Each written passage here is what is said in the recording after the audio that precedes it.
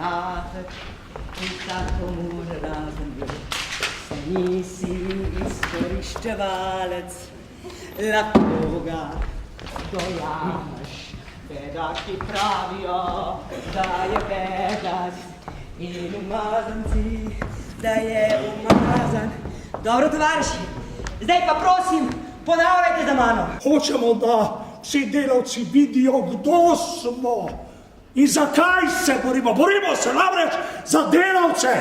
Tisti, ki so proti nam, morajo nastopiti kot divje živali, ker jih vladajoči plačujejo za to. Končno bo to vsak spoznal. Vsak! Našo rdečo zastavo je treba vihteti še posebej visoko. Vsem na očeh. Še posebej tistim, ki je ne vidijo. Tistim je treba pripovedovati o njej danes, jutri in v prihodnjih letih tako dolgo, dokler ne bo spet vsem na očeh.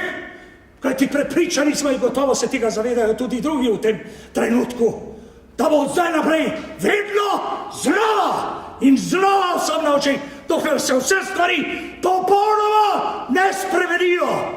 Zakaj ne bi smeli znižati plače? Glejte, vse, kar tukaj vidite, pripada gospodu Smirnovu, ki živi v Odesi. Zakaj ne bi smeli znižati plače? Mar ne gre za njegov denar?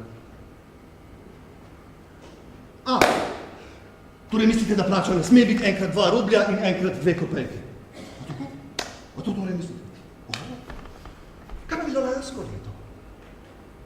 Takrat so celo meni znižali plačo. In kaj sem naredil?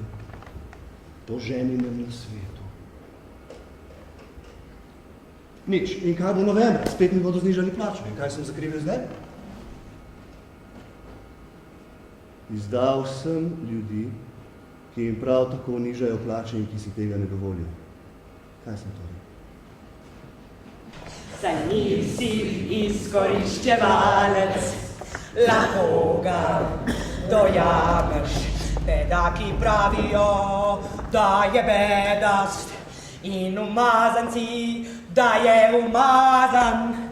Bedaki pravijo, da je bedast in umazanci, da je umazan. Gremo še enkrat do začetka. Bertolt Brecht, mati, Dimuta, življenje revolucionarke Pelageje Vlasove iz Tvera, po romanu Maksima Gorkega Mat.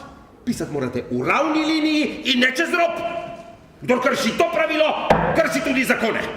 Generacije in generacije so kopičile znanje in pisale knjigo za knjigo. In tehnika je napredovala bolj kot kdajkoli prej.